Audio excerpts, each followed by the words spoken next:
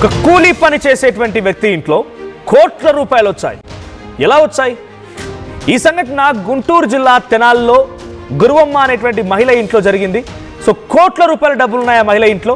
Task force పోలీసులు ఆ కూలీ ఇంట్లో నోట్ల కట్టల్ని బయటికి తీశారు. 1.5 కోటి విలువ చేసేటువంటి 15 కిలోల వెండి, 800 గ్రాముల బంగారాన్ని అక్కడ స్వాధీనపరుచుకున్నారు. 5 లక్షల రూపాయల నగదుని కూడా అక్కడ గుర్తించారు. ఏం జరిగింది మరి? ఒక కూలీ ఇంట్లో ఇన్ని డబ్బులు ఏంటి అంటే కూలీ సంపాదించుకోలేరని అనుమానం మీకు కలగొచ్చు. ఒక రోజువారీ కూలీ ఇంట్లో, అది అద్దె కొంపలో ఇంత మొత్తంలో డబ్బులు ఎలా దొరుకుతాయని ఈజీయా? సో రైస్ పూలింగ్ చేస్తున్నారంటూ ఎస్పీకి వచ్చిన సమాచారంతో పోలీసులు తనిఖీలు చేశారట. బంగారం, వెండి, నగదు తన అల్లుడు దాచిపెట్టారని చెప్పారు గురువమ్మ. విజయవాడ భవానీపురంలో చాక్లెట్ ఫ్యాక్టరీలో పనిచేస్తుంటాడు అల్లుడు. అయితే పోలీసుల తనిఖీలో విషయం తెలుసుకున్నటువంటి ఆ వ్యక్తి ఎవరైతే అల్లుడు ఉన్నారో ఆ అల్లుడు పరారైపోయాడు. బంగారం, వెండి ఎవరిదనే కోణాల్లో దర్యాప్తు చేపట్టారు పోలీసులు. రైస్ పూలింగ్ అంటే ఏదో మన సినిమాలో చూసాం, ఎక్కువగా సత్యదేవ్ సినిమాలో ఉంటుంటుంది. రైస్ పూలింగ్ అంటే ఒక బ్లఫ్ మాస్టర్ అనే సినిమాలో సత్యదేవ్ నటించిన సినిమాలో ఉంటుంది. ఒక విగ్రహం పెడితే విగ్రహం దగ్గరికి పక్కనే చుట్టూ బియ్యం పోస్తే ఆ విగ్రహం ఆ బియ్యాన్ని ఆకర్షిస్తూ ఉంటుంది, దగ్గరికి వస్తాయి బియ్యం. అలాగే మీ ఇంట్లో ఈ యొక్క విగ్రహం కనుక ఉంటే మీకు ఎక్కడున్నా సరే ఆస్తి మొత్తం మీ ఇంటికి వస్తుంది. మొత్తం ఆ ధనంతోని, నగదుతోని, బంగారు ఆభరణాలతో మీ ఇల్లంతా నిండిపోతుందని రకంగా మాయ మాటలు చెప్పి వాటికి కొన్ని పూజలు చేయాలి. కొన్ని పూజలు ఉంటే ఆ పూజలకు కొన్ని డబ్బులు పెట్టాల్సి ఉంటుందని రకరకాల మాయ మాటలు చెప్పి ఆ పూజలు నిర్వహిస్తూ ఉంటారు. అయితే ఇక్కడ గుంటూరు జిల్లా తెనాల్లో ఉన్నటువంటి గురవమ్మ ఇంట్లో డబ్బు దొరికిందనడానికి కారణం టాస్క్ ఫోర్స్ అధికారులకు సమాచారం రావడంతో వాళ్ళు వెళ్ళి దర్యాప్తు చేస్తే విజయవాడలో ఒక చాక్లెట్ ఫ్యాక్టరీలో తన అల్లుడు పనిచేస్తాడంట. ఆ అల్లుడు తీసుకొచ్చే డబ్బంతా కూడా అత్త ఇంట్లో పెడుతున్నాడు. సో దీంతో ఈ విషయం తెలుసుకున్న అల్లుడు వెంటనే పరారైపోయాడు. ఎక్కడి నుంచి వచ్చింది ఈ డబ్బులు, ఎవరివి, ఈ నగదు ఎవరిది, ఇంకా బిగ్ సస్పెన్స్ క్వశ్చనే. సో ప్రస్తుతానికి టాస్క్ ఫోర్స్ అధికారులు ఈ కోణంలో వెనుకలకి పలు విచారణలు చేపడుతున్నారు. మా ప్రతినిధి మా సాయి ఉన్నారు. సాయి, సో రైస్ పూలింగ్ పేరిట కొన్ని కోట్ల రూపాయల డబ్బుని ఒక చాక్లెట్ ఫ్యాక్టరీలో పనిచేసే వ్యక్తి సంపాదించి అత్త వాళ్ళ ఇంట్లో పెట్టాడు. ఇంతకీ అది నమ్మిన వాళ్ళు ఎవరు అలా చూడాలి. ఇక్కడ నమ్మించినోడు నమ్మకాలు అంటే ఈ రకంగా అపోహలు క్రియేట్ చేసి వాళ్ళని బుట్టలు వేయడానికి కోసం ఆయన ఎన్ని రకాల స్కెచ్ అని వేయొచ్చు. కానీ దాన్ని నిజంగా నమ్మారు అని అంటే వాళ్ళు ఎలా చూడాలి? ఎవరిచ్చి ఉంటారు ఇంత పెద్ద మొత్తంలో? రైట్ సాయి, ప్రస్తుతం అయితే తెనాలిలో గురవమ్మ అనేటటువంటి కూలీమైనకు సంబంధించినటువంటి ప్రస్తుతం చెప్పచ్చు. ఎందుకంటే వాళ్ళు చేసుకునేది పొట్టు, అంటే రైస్ పొట్టు ఏదైతే ఉంటుందో దానికి సంబంధించినటువంటి బిజినెస్ చేస్తూ ఉంటారు అనే విధంగా తెలుస్తుంది. అయితే వాటికి సంబంధించిన కూలీ పని చేస్తూ ఉంటుంది. కానీ నిన్న పోలీసులకి ఒక సమాచారం రావడం జరిగింది.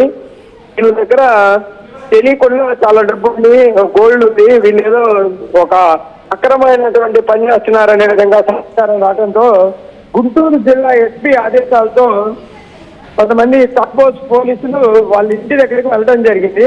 అయితే ముందుగా వాళ్ళు బయట నుంచి వాళ్ళకి సమాచారం ఇచ్చినప్పుడు ఇది చాలా ఇల్లు చిన్నసారి అట్లాంటి పరిస్థితి ఉండదు సార్ అనే విధంగా ఎస్పీతో చెప్పినట్టు తెలుస్తుంది.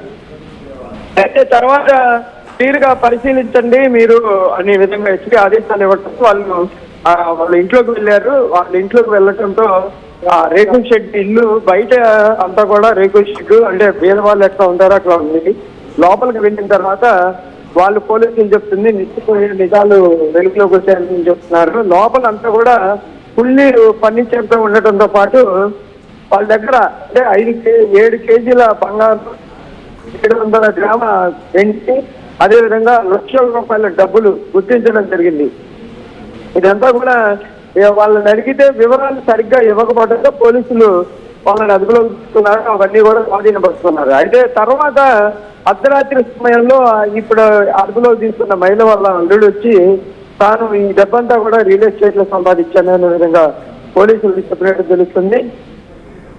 వాళ్ళు పోలీసులు అయితే మాత్రం ప్రస్తుతం దీని దగ్గర నుంచి పూర్తి స్థాయి వివరాలు సేకరిస్తున్నారు. ఎందుకంటే కూలి పని చేసుకుని చిన్న చిన్న బిజినెస్ చేసేటటువంటి వాళ్ళ దగ్గర ఇంతలా డబ్బెట్లా వచ్చిందనే దానిపైన వివరాలు అయితే సేకరిస్తున్నారు. కాకపోతే ఇది రైస్ పూలింగ్ చేసి అంటే ఒక రకంగా చెప్పాలంటే అదంతా కూడా ఒక వ్యవస్థ. ఆ వ్యవస్థకి సంబంధించి సామాన్యులు ఎవరికి తెలియదు. దాంట్లో ఉండి దాంట్లోనే డబ్బులు పోగొట్టుకున్న వాళ్ళు లక్షలాది మంది ఉన్నారు, సంపాదించిన వాళ్ళు లక్షలాది మంది ఉన్నారు అనే విధంగా చెప్తున్నారు. కానీ అదంతా కూడా ఇల్లీగల్ గా జరిగేటటువంటి ఒక వ్యవస్థ అనే విధంగా చెప్పొచ్చు. ఎందుకంటే ఈ గుప్త నీతులు కానీ లేకపోతే ఈ రైస్ పూలింగ్ కానీ ఇదంతా కూడా రాత్రి సమయంలో ఎవరికి తెలియకుండా చేసేటటువంటి అంశాలు. వీటిల్లో ప్రాణాలు కోల్పోయిన వాళ్ళు ఉన్నారు. ఏదైతే అసలు ఈ సమాచారంలో వచ్చింది సాయి, సమాచారంలో వచ్చిందన్న ఫిర్యాదు చేస్తారా రైస్ పూలింగ్ అనేటువంటి పేరిట డబ్బులు సంపాదిస్తున్నారని చెప్పి, లేదంటే ఆ మహిళ ఇంట్లో ఆ నిరుపేద కూలీ చేసేటువంటి వాళ్ళ ఇంట్లో ఇంత పెద్ద మొత్తంలో ఉందని టాస్క్ ఫోర్స్ అధికారులకు ఎలా వచ్చింది ఇన్ఫర్మేషన్?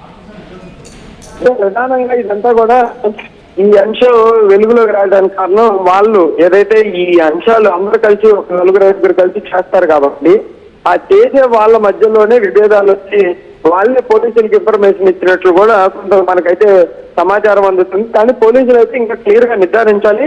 డైరెక్ట్ గా ఎస్పీ కార్యాలయం నుంచే తెనాలి టాస్క్ ఫోర్స్ పోలీసులకి ఆదేశాలు వచ్చినట్టు తెలుస్తుంది. అంటే ఎస్పీకి డైరెక్ట్ గా వెళ్ళినటువంటి అంశం ఉందంటే కంపల్సరిగా వీళ్ళ దగ్గర ఇంత డబ్బు, ఇంత గోల్డ్, ఇంత వెండి, వీళ్ళు ఈ లగ్జరీ లైఫ్ ను గడుపుతున్నారు అనేది వీళ్ళకి తెలిసిన వాళ్ళే సమాచారం ఇచ్చినట్లు కూడా ప్రాథమికంగా అయితే నిర్ధారిస్తున్నారు.